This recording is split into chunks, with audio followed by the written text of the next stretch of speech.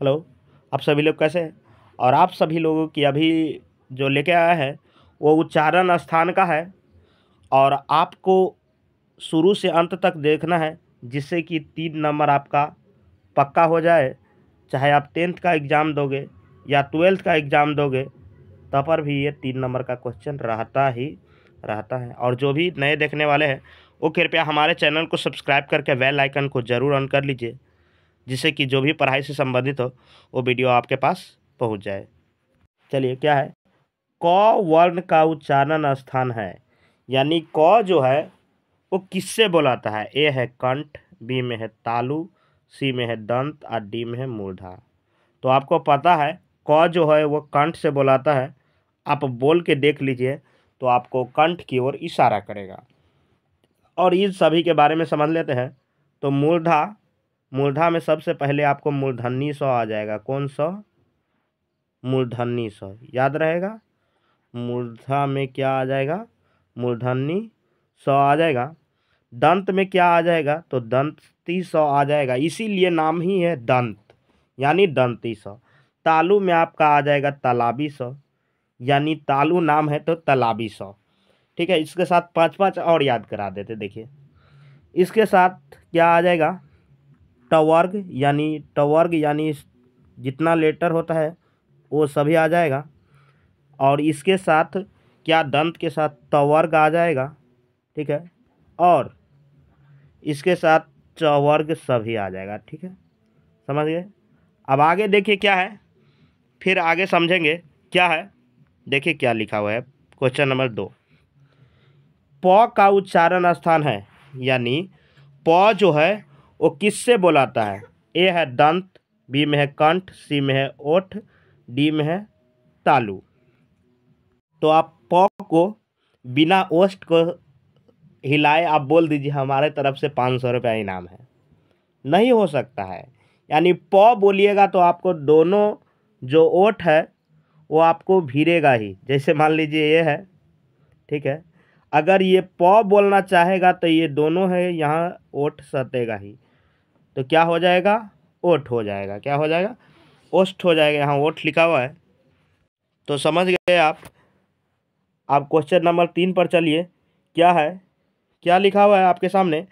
लिखा है घ का उच्चारण स्थान क्या है? ए में है कंठ, बी में है तालु, सी में है दंत, डी में है मूर्धा।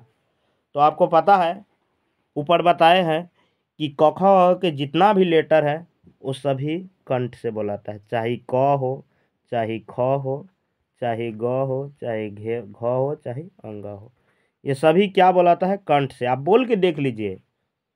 अगर ये आदमी है, यहाँ इसका क्या है? कंठ है, तो ये जब भी बोलेगा तो क ख का लेटर सभी कंठ से उच्चारण होगा। आप बोल के देखिए क ख, आपको कंठ से आवाज़ निकलेगा। बिना कंठ के हिला कंठ से आपको नहीं ये क ख का अक्षर निकल सकता है। क्वेश्चन 4 क्या है? ख का उच्चारण स्थान क्या है? फिर आ गया ख के। ए में है मूर्धा, बी में है तालु, सी में है दंत, डी में है कंठ। तो आपको ऊपर ही बताए हैं, यानी क ख के जितना भी लेटर है वो सभी क्या? कंठ से बुलाता है। इसका आंसर क्या हो गया? कंठ हो गया। आगे देखिए फिर क्या है, लिखा क्या है यहाँ? किस वर्ण का उच्चारण कंठ एवं तालु के सहयोग से होता है? यानी कौन सा ऐसा वर्ण है जिसको उच्चारण करने में कंठ और प्लस तालु दोनों की जरूरत होती है? ए है म, बी में है ख, सी में है ए, डी में है च। तो आप ए बोलिएगा, जब ए बोलिएगा तो आपको कंठ के भी सहयोग होगा और तालु के भी, यानी इसका आंसर क्या हो जाएगा? सी हो जाएगा। आगे देखिए क्या है, क्वेश्चन नंबर 6 पर चलिए। क्या है? लिखा है अनुस्वार का उच्चारण स्थान क्या है? क्या है? अनुस्वार यानी बुनका जो होता है, जैसे अ पर बुनका हो गया अन, यही बोल रहा है। अनुस्वार के जो है उच्चारण स्थान क्या है? ए है तालु, बी में है नासिका, सी में है मूर्धा, डी में है कंठ। तो आपको पता होगा यह अनुस्वार का जो उच्चारण स्थान है वो नासिका है। क्या है? नासिका से उच्चारण स्थान जो है वो बुनका का होता है। ठीक है, अनुस्वार का। आगे देखिए क्वेश्चन नंबर 7 क्या है? क्या है? जिस वर्ण के उच्चारण में स्वर वर्ण की सहायता लेनी पड़ती है उसे क्या कहते हैं। यानी जो हम वर्ण बोलते हैं जिसमें स्वर्ण वर्ण की सहायता लेनी पड़ती है उसे क्या कहते हैं। ए है भाषा, बी में है अक्षर, सी में है स्वर, डी में है व्यंजन। तो आपको पता है स्वर वर्ण के सहायता किस में ले जाती है, तो व्यंजन वर्ण में। किस में, व्यंजन। व्यंजन समझते हैं ना, जैसे मान लीजिए ख, तो आप इसमें क्या सहायता लिए, अ सहायता लिए, तो ये स्वर हो गया, ये व्यंजन हो गया। तो ठीक है, व्यंजन में हमको किसकी सहायता होती है, स्वर वर्ण की। यही लिखा हुआ है, जिस वर्ण के उच्चारण में स्वर वर्ण की सहायता ली जाती है उसे क्या कहते हैं, तो व्यंजन कहते हैं। ठीक है, और आप जो भी नए देखने वाले हैं वो कृपया चैनल को सब्सक्राइब करके बेल आइकन को जरूर ऑन कर लीजिए, और कमेंट में ज़रूर बताइए कि आप इन सभी में से आप कितना सही कर पा रहे हैं।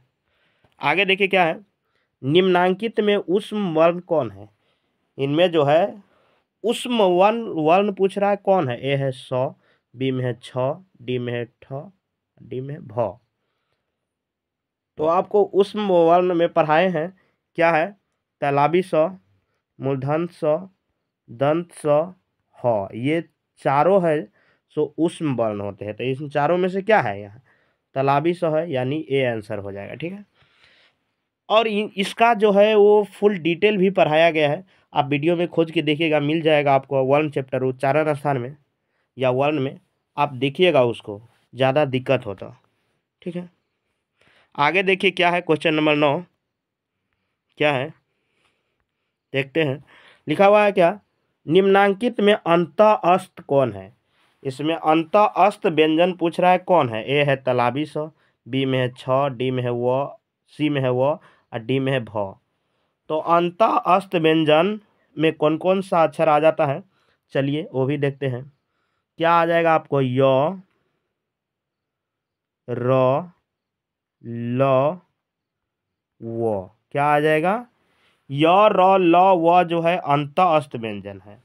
तो इसमें से कौन सा आपका देखिए अक्षर यहाँ मैच कर रहा है, तो यहाँ आपका व मैच कर रहा है, यानी व हो जाएगा अंतः अस्त व्यंजन। और अंतः अस्त व्यंजन कितने होते हैं, 4 है। कभी कभी पूछ भी दे देगा कि अंतः अस्त व्यंजन कितने होते हैं, तो 4। ऊष्म व्यंजन तो वो भी 4, और ऊष्म व्यंजन समझाए कौन कौन है, तालाबी स, मूर्धन्य स, दंत स और ह, ये चारों है से ऊष्म व्यंजन है।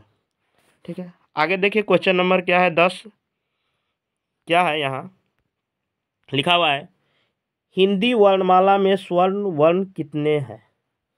हिंदी वर्णमाला में पूछ रहा है स्वर्ण वर्ण की संख्या कितनी है, और ये लगभग 3 बार क्वेश्चन आ चुका है। ठीक है, तो इसको गौर से याद करिए क्या है।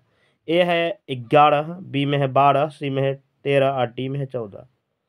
तो आपको स्वर्ण वर्ण पता है, अ से लेकर अह तक की संख्या में जो है वो 11 है। कितना, 11। ठीक है, स्वर्ण वर्ण समझ गए। अब अगला देखिए क्या है क्वेश्चन, क्या है लिखा हुआ है, यहाँ लिखा हुआ है, हिंदी भाषा किस लिपि में लिखी जाती है। यानी जो हिंदी हम भाषा लिखते हैं उसमें कौन सा लिपि का प्रयोग करते हैं। ए है देवनागरी, बी में है अंग्रेजी, सी में है यूनानी, डी में है रोमन। तो आपको पता होगा हिंदी भाषा जो लिखते हैं हम देवनागरी लिपि में लिखते हैं। कौन, देवनागरी में। और ये बहुत ही इंपॉर्टेंट क्वेश्चन है। ठीक है, और आगे देखिए क्या है, क्या है यहाँ, वर्णों के समूह को क्या कहते हैं। क्या है, वर्णों के समूह को क्या कहते हैं। ए है वर्ण, बी में है अक्षर, सी में है वर्णमाला, डी है समूह। तो वर्णों के समूह को क्या कहते हैं, वर्णमाला। जैसे मान लीजिए आप फूल के समूह होता है तो क्या होता है, फूल माला हो जाता है। क्या होता है, फूल माला हो जाता है।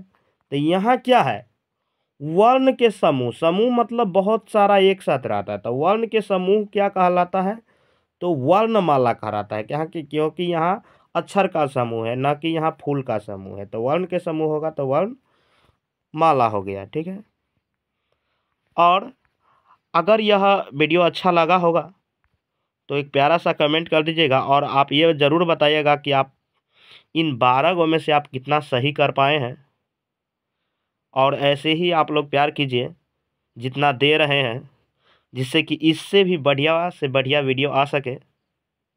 इतना ही रहने देते हैं आज के लिए। जय हिंद, जय भारत।